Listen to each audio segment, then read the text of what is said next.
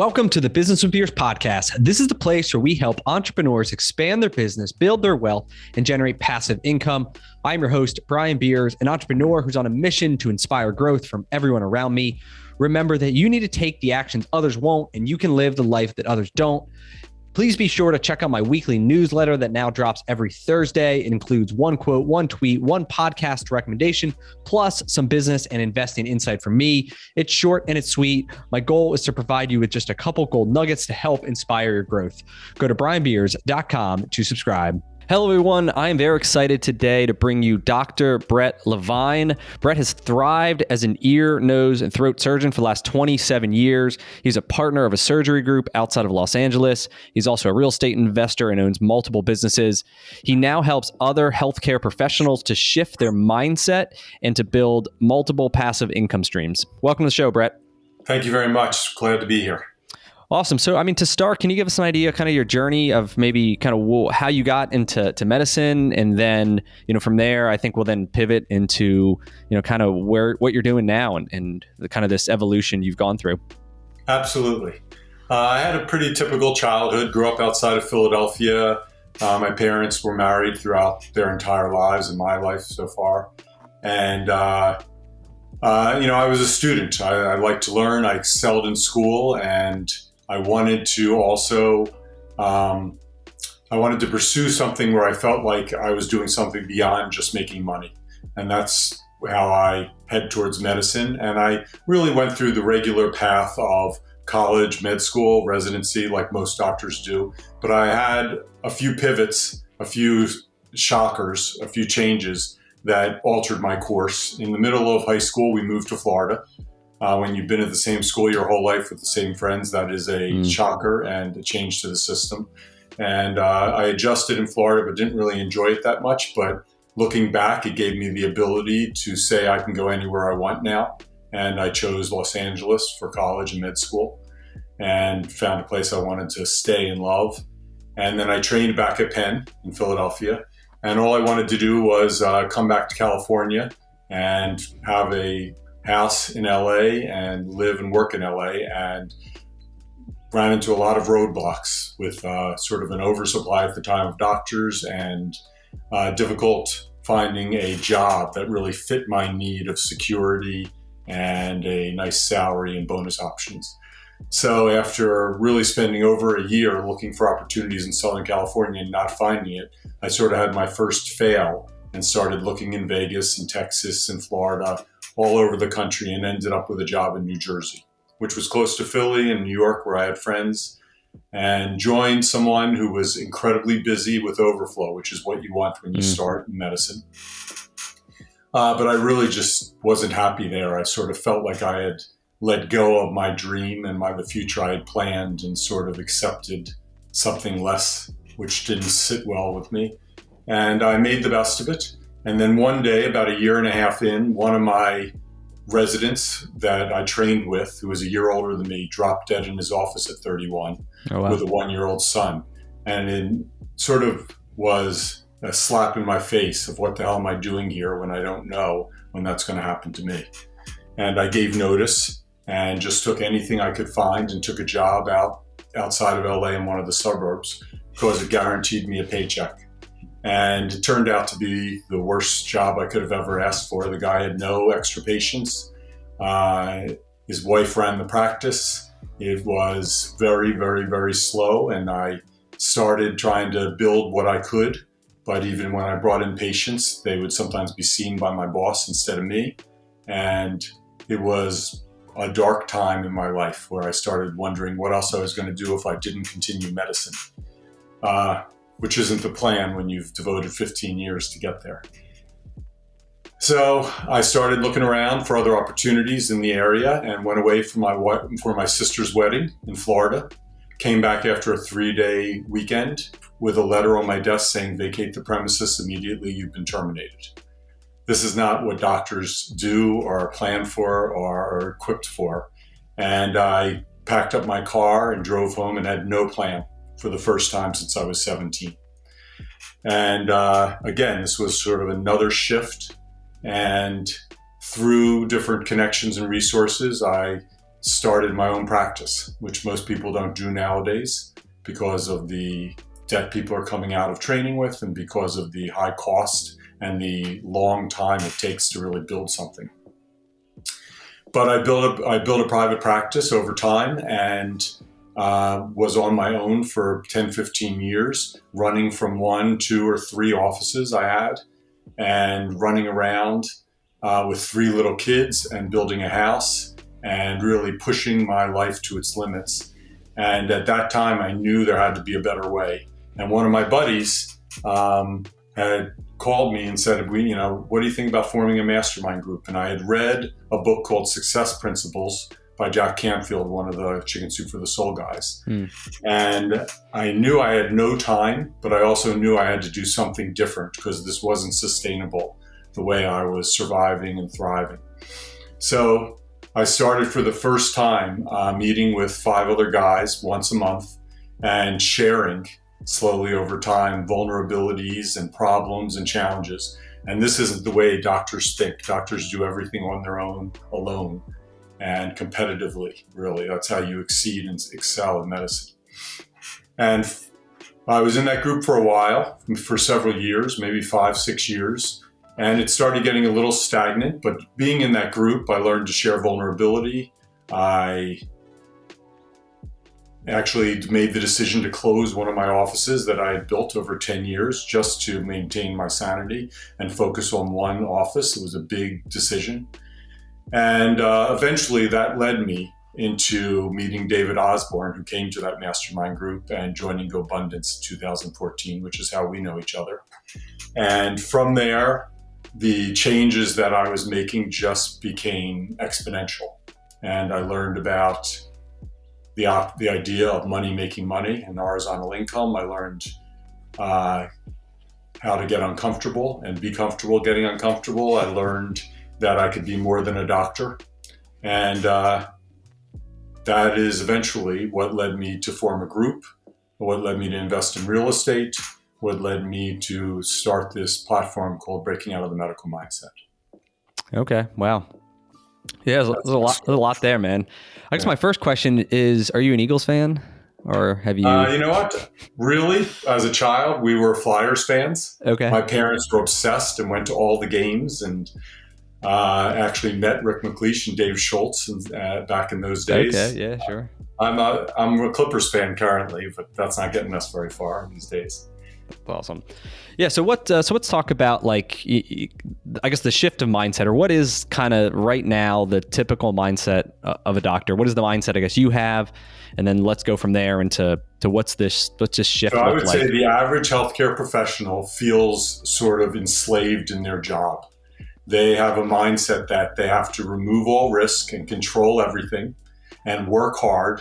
And in medicine, struggling and being exhausted and torturing yourself is a badge that we compete with in how bad our lives are and how exhausted we are. We avoid change. Everything is really about work first. As I think about it, I really was so focused in medicine through med school, residency, and even getting my job started. I dated, but I really was not going to get married, not going to have kids, not really start my life till I had some financial stability. And that ends up being in your 30s, late 30s, which is very common for most people in healthcare. You feel like you don't really have time. You feel like, for me, I'm a little goal obsessed. And I think that's very common in medicine, that you go from one goal, you check it off and move to the next without even often celebrating it or even sharing it.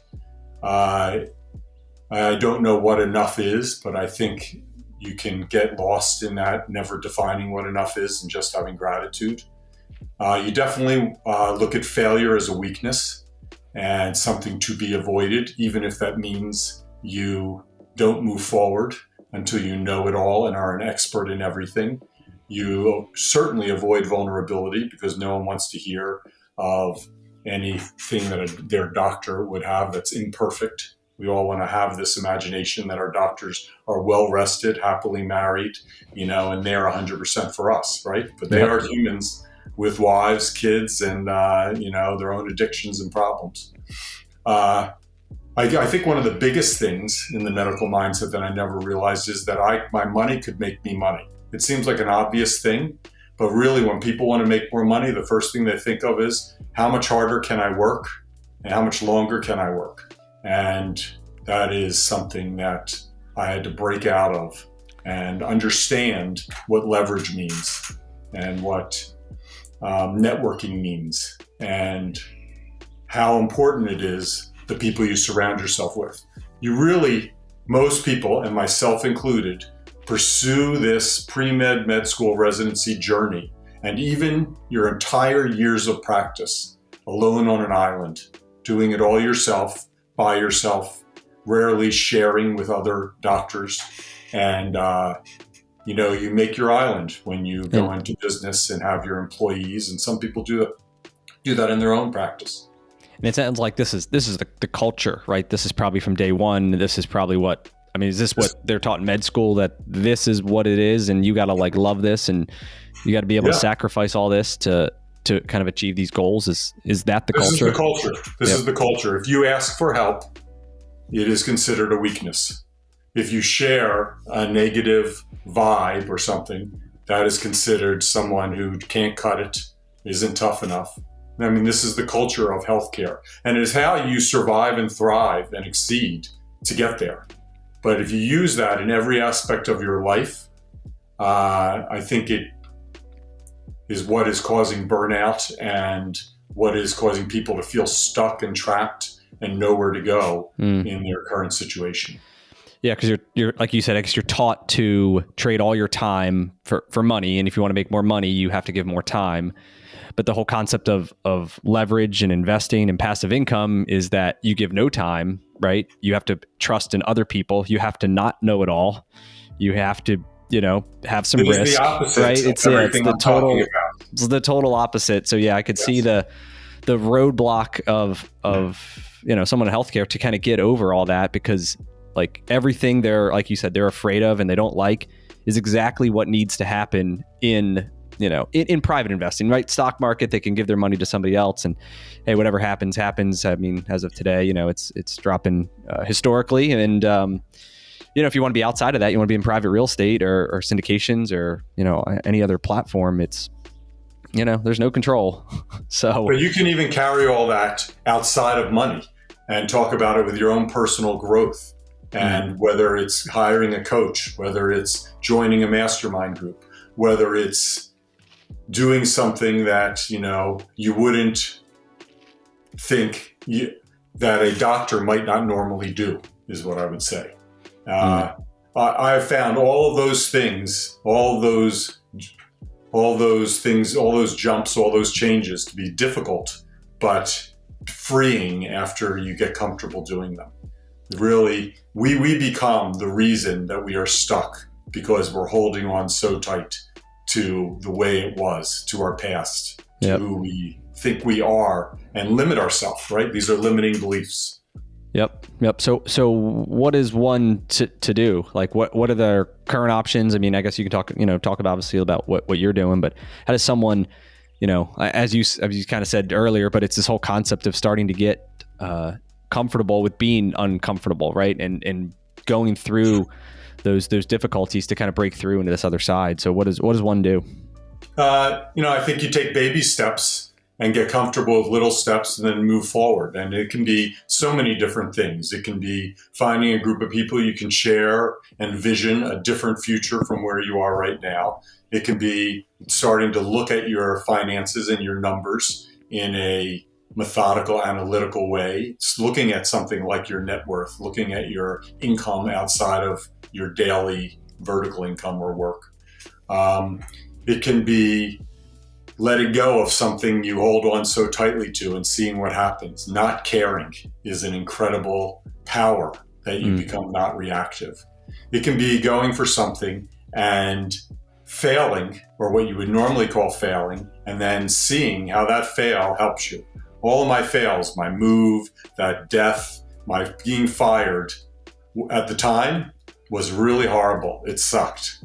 It was a dark time. But it pushed me to do something, starting my own practice that I never would have done otherwise, ever. So there's benefits always to those things if you look back and see what changed from it. Joining GoBundance as the first doctor of 30 realtors and mortgage brokers and syndicators and fix and flippers was very uncomfortable. I didn't belong there if you took a picture of it. But it also has made me comfortable hanging out with all these people and learning from them and calling them my friends. And I give them things that they don't have in their group, whether it's organization, whether it's planning, whether it's keeping the LA chapter together. And they give me things because they're part of my network now. They changed what is my norm.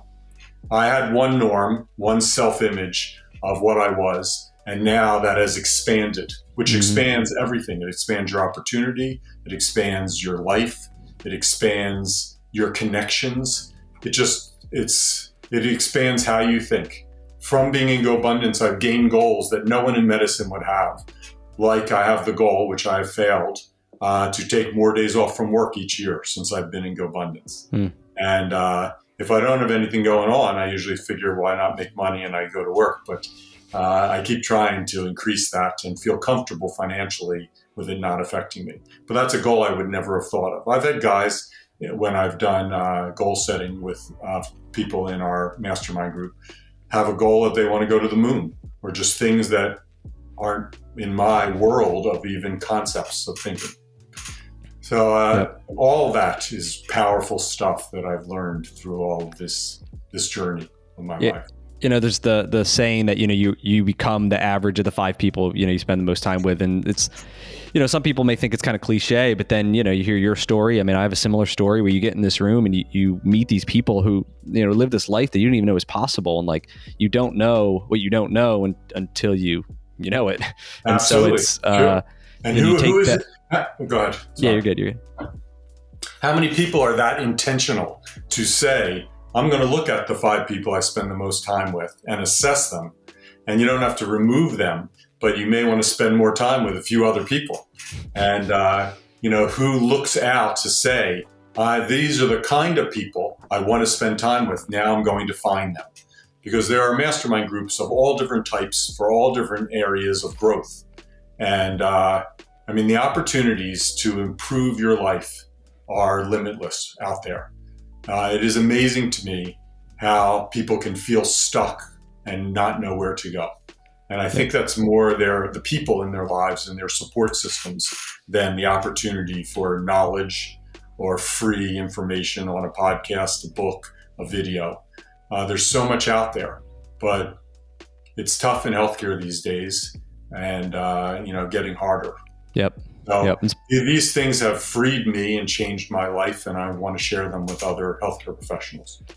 Yeah, that's great. Especially, with COVID and the shift to online and communities. It's even more, it's so easy to be connected with people who aren't physically located near you. And like I said, the bar has been so much lower than it used to be, that it's just a matter of finding the group. And, like I said, there's a group for everyone. It's just, you got to be proactive and go out and find it. So, yes, I agree. Yeah. So kind of shifting, what is your, we call it horizontal income in GoBundance. Other people will know it just as passive income, money that you're not trading time for. So kind of talk to me a little bit about that journey. What was like the first thing you did, and then kind of what does it look like today? So interestingly, I have my own practice, and prior to joining GoBundance, I had invested in a surgery center. And that would be my first horizontal income. Well, I had a pension plan and, have horizontal income through my IRA would be my first. But my second is we invested in a surgery center, bought shares, and immediately got returns. And within 2 years, I had got a total return of my investment. So I got a 50% cash on cash return. And when I showed this to one of the GoBundance guys, they're like, wow, this is really good. And so I was hoping to get more of that. I've yet to find something to give me a return like that. But when I joined GoBundance in Steamboat in 2014, David Osborne said to the group, you guys should be looking at 5 deals a week coming across your desk. And I'm like, well, I see surgery, I see patients, I see x-rays, but no one's throwing me deals when I'm sitting in my desk. And right there and then, he had Andrew Cushman, who a lot of people may know from Bigger Pockets, come up there and offer a syndication deal. And that was my first syndication. So pretty rapidly within joining, I had an investment opportunity and actually learned over the 5-year time period of how syndication works. I was very, very lucky to have entrusted these guys and to teach me. I don't know that I would suggest anyone do it blindly, but Andrew is as trustworthy as possible and an engineer and really very good at communicating details. And it was an education for me. And since then, I've invested in 4, 5, 6 other syndications throughout the United States, all in multifamily. But through GoBundance, I've invested in other asset classes, in mobile home parks, in self-storage. I have some investments in gold and silver. I have also some turnkey operators, and I have 10 doors in Texas and in St. Louis that I own primarily. I started a hearing aid business that is a strategic partner with my medical practice, since we have people who have hearing loss and imbalance testing. And those are my main horizontal income streams. I went from maybe 2 or 3 to about 20 over the past 8 years. Okay, awesome. Do you have a favorite one, or if you were recommending to one of your doctor colleagues, what would you recommend them to do? I think investing in a syndication and learning that process is the most passive and the least amount of time. Certainly, owning your own real estate and having turnkey gives you more control and more flexibility and benefits of depreciation. But it does require you managing the property managers and having oversight on that on a continuous basis. So those are the 2 options I would step into first. I think joining a mastermind group is a really powerful, valuable choice. Yeah, in terms of investing in yourself, that, like you said, that's the best one you can do to start, because you got to shift the mind. And then once you're in it, then you want to start putting it to work. And syndications. I'm in multiple ones as well, and I know Andrew, and he's solid. And if you can find the right partners, and you trust them, they go out, they do all the work. Your job is to write a check and then collect the money as it comes in, and also to vet them, right? Yep. Yes. Yes, of course. Yep. Yeah, it's all about finding the good operator, because a good operator can make money on a bad deal, but a bad operator can lose money on a good deal, right? Yes. And so it's like there's a lot of good resources out there, and how to vet them, how to find them, how to look at deals. Even for me, when I look at it, I'm looking at the asset class, like you said, multifamily, self-storage, geographically, where are people moving to, whether it's Florida, Texas, Arizona, wherever, and like you can diversify risk that way as well. Yes. So that's awesome. Where do you plan to continue? Is it syndications, or do you want to plan your own portfolio now that you've got this turnkey operation? I think I'll always do both. I think most of the syndications I invest through my IRA. I liquidated a lot of my stocks, and I really only have about 10% of my net worth in the stock market anymore. So most of the syndications I invest are through my IRA, whereas my cash savings I put through doors and being the primary owner of the real estate. Okay. Yeah, that's something I think a lot of people probably don't know, is that there is a way that you can convert retirement accounts into having checkbook control, right? So then you can invest into these alternative investments. But you have choice. Yes. You speak a little bit about that. Is that hard to do? What was it like for you? Yeah, so I don't know the details of people's different IRA types, but with my IRA, I had a SEP IRA through my own business, and I can transfer those funds to a self-directed IRA and use those funds to invest as I will. I'm also invested in some funds and have some notes as well. So there are many different opportunities, but then you are responsible, as opposed to your financial advisor or whoever's investing your stocks in an IRA. You are responsible for finding the opportunities and making sure you get a return on them. In my experience, they have beat what my stock portfolio has done. The negative of it is a business. So, syndications are going to close and turn over and give you a return on your capital, and then you have another job to find another investment opportunity. So most of them are not as long-term plays as keeping money in the stock market. Yep. Yeah, there's do you know Damian Lupo?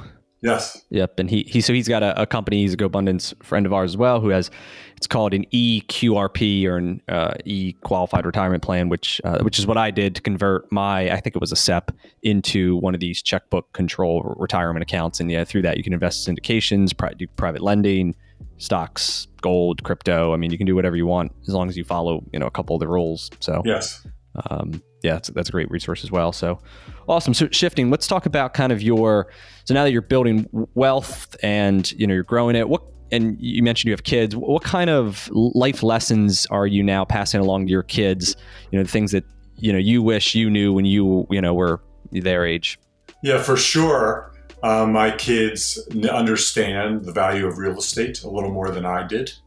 If I had known what I know now, I would have invested in real estate much, much earlier than I did. But as I said, I was trying to get my own personal life together before I started doing something like that. So they understand how we own houses and our rent is more than our expenses. And there's a cash flow that we have there, and there's benefits from it. So that is number one. My kids certainly know that education is important, but college education doesn't guarantee anything. And there's many GoBundance guys who've never graduated from college or have multiple degrees and are much, much more successful and more happier than many people who went to a lot of schooling. So that changed my perspective on that. Mm-hmm.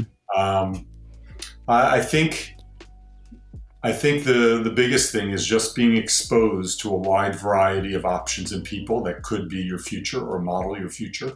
So I love the fact that my kids know most of the guys in our chapter here and have heard them talk and talk to them and understand what they do and just see more than their father, who's a surgeon, and, leaving the house at 7 o'clock in the morning and stressed about one or two things that happen during the day or a patient.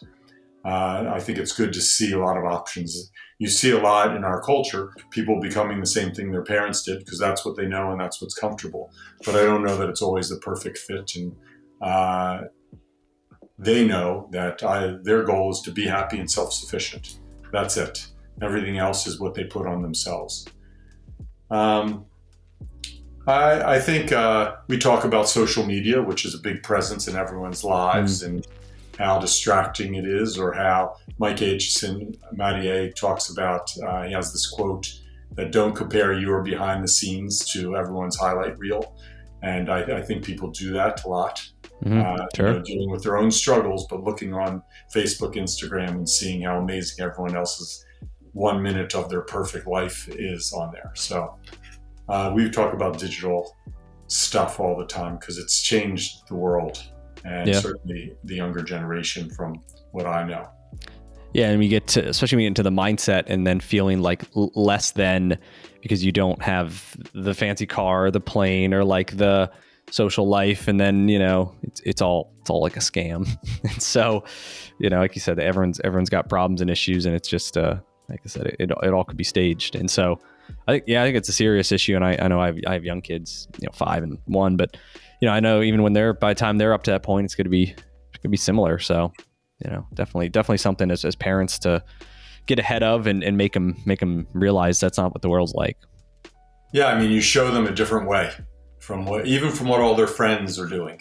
If you have a big enough circle that is a little different from what all their friends are doing, they see both ways and have options. Yep. Awesome.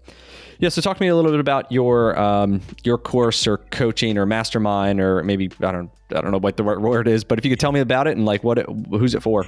And so Breaking Out of the Medical Mindset, or BOOM, is a platform for healthcare professionals. It's targeted towards doctors because that's what I am, but this is applicable to dentists, physical therapists, nurses, physician assistants, anyone in healthcare, because we've all gone through the same road of academia and all learn these things in our mindset: not to fail, not to make a mistake, do it on your own, do it alone, don't share vulnerability. And that has led to a lot of hopelessness, burnout, stagnation, and frustration in medicine. So to combat that, I'm just sharing all the things I have learned that allow me to have such a great life and we offer a weekly letter. It's a newsletter once a week. You get it, it's free. And it really just shares stories of these slaps in the face and changes that have helped me learn to be different.